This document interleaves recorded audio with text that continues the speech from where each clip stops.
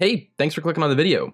Today we're checking out the most broken build I've ever made. A build so potent it would have you banned for cheating in most other games. This is a build that erases anything in front of it, from red bars to dungeon and raid bosses. I'm serious, look at this guy get cooked. And while it's now obvious to see, this build does revolve around the currently incredibly powerful Lord of Wolves shotgun, but if you think you knew how strong this exotic was, think again, because this build stacks so much more to an already overpowered tool. Now, before we get started, a couple things to note.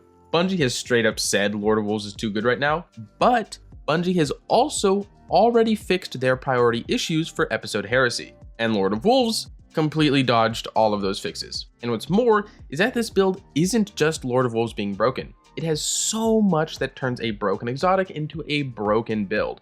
And if Lord of Wolves does get a rebalance, this build will 100% retain its potency. Also, if you enjoy this build, there will be a dim link down below alongside timestamps, and while you're down there, make sure to subscribe so you don't miss my next one. Now then, we begin with the crux of this build, the titular Lord of Wolves. This exotic shotgun is barely a shotgun, and it just recently got a rework, but its main perk stayed the same, where it simply says fires a powerful short-range burst of solar damage. You can see that in all the gameplay. This is more like a pulse rifle than a shotgun. It just has that shotgun range and benefits from things as a shotgun. The second perk is one of the aspects that just got reworked and reads, when firing from the hip, this weapon shoots in full auto and damage and rate of fire are increased, but accuracy and range are decreased. So looking at that side to side, hip fire shoots considerably faster, but then for our range, we can see hipfire literally hitting immunes, which forces you to be relatively close to your target. ADS doesn't really run into that issue though. Where things get insane in this perk is with the increased damage.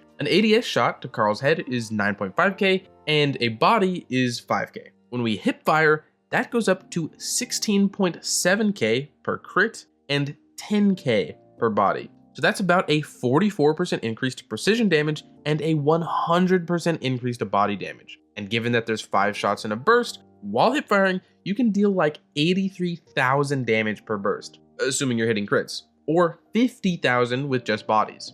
And that's per burst. A rocket deals about 100k in a shot for context. So in a mag, Lord of Wolves is holding optimally about 500,000 damage, or 300,000 if you just hit bodies, which is still insane. And we just saw how quickly you can unload a mag. But moving on from that, the last part of Lord of Wolves is its new catalyst that bolsters it even more. Here it reads, increases reload speed and stability. While Release of Wolves is active, damaging targets with this weapon applies Scorch. When aiming down sights, defeating a target spreads Scorch to those nearby. You can look at that here, with ADS kills essentially giving us Incandescent, and then the hipfire shots add Scorch until an ignition happens, with this being after about 8 shots. And yes, that does mean it gets even more single target DPS when in hipfire mode. But now, moving on from the most broken part of this build, what we want to look for now is how to make it even more broken. And as an exotic shotgun, one such armor piece came to mind: no backup plans. This exotic gives us an infinite 70% damage resist, and consequently, it gives Lord of Wolves a permanent 35% damage increase. So let me explain. The exotic trait of no backup plan reads, while you have a Void super equipped, rapid shotgun final blows or defeating a powerful combatant with a shotgun will grant a Void overshield and start health regeneration. While you have a Void overshield, shotguns deal additional damage, and shotgun final blows refresh the overshield. Provides a moderate benefit to shotgun or burn effectiveness and reload speed. So when it comes to generating that shield on kills, all it takes is 2 red bar kills to get a full Void overshield for 10 seconds. And any kill after that fully replenishes it and resets the timer. It's an incredibly simple function, but it's giving us essentially a permanent overshield due to how easily Lord of Wolves scores kills.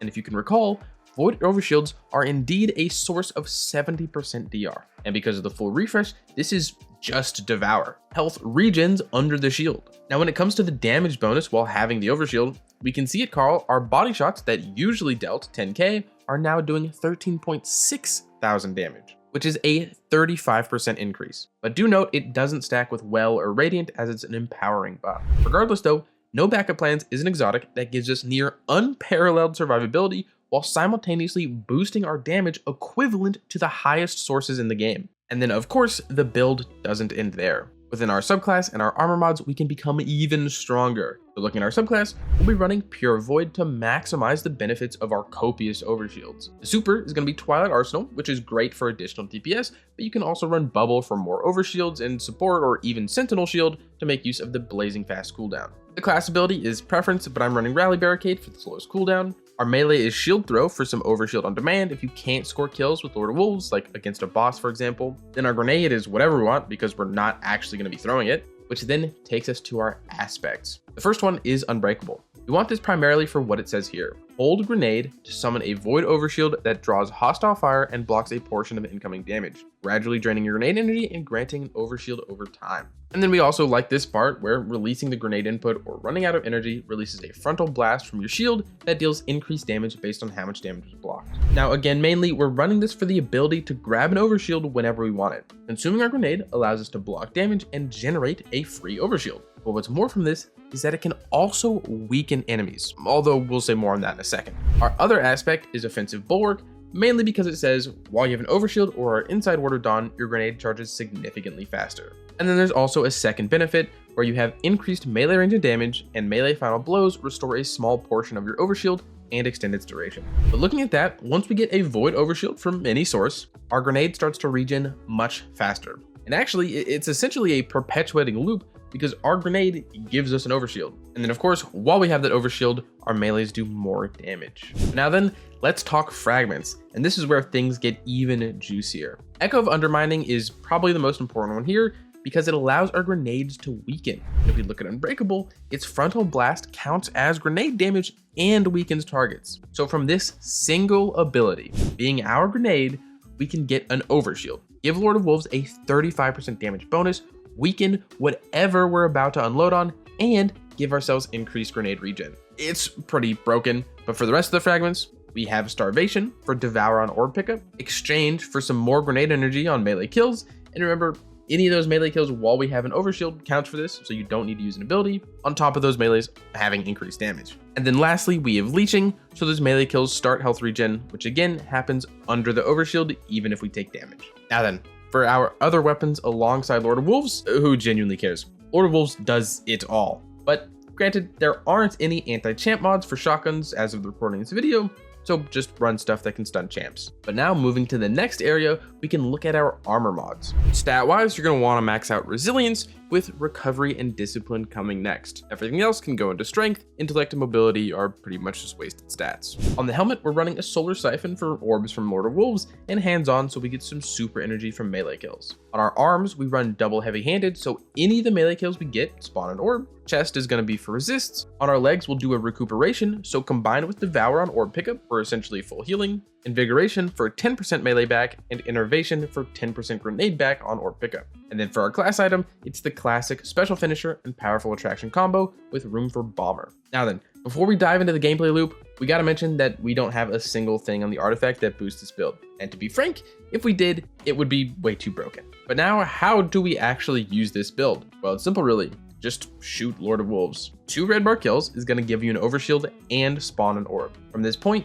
pick up the orbs you spawn, which give you Devour, and continue to slay out with Lord of Wolves. You'll be constantly refreshing your shield thanks to no backup plans, and healing thanks to Devour and your armor mods. Whenever you're up against a beefy target, hold a grenade and either soak up some damage or immediately release for a burst of weakening damage. At this point, you can't not have an overshield, and your Omega boosted nuke launcher is about to unload on a weakened enemy. If you ever run into a pinch and can't score a quick double with Lord of Wolves, your shield throw and grenade are there to jumpstart the overshield process. And then at your discretion, pop super. Also, I'd again like to point out, this is a boss baking build, as you'll see in the next clip, where the gameplay loop still applies. Just this time, add surges. Thanks, bro.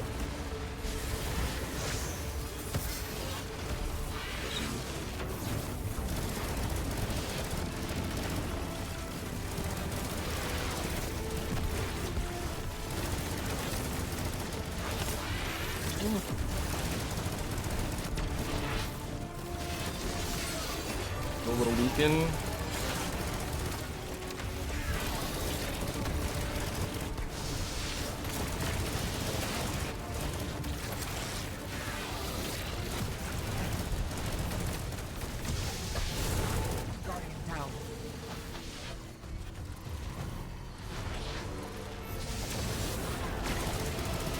I don't think that affects it.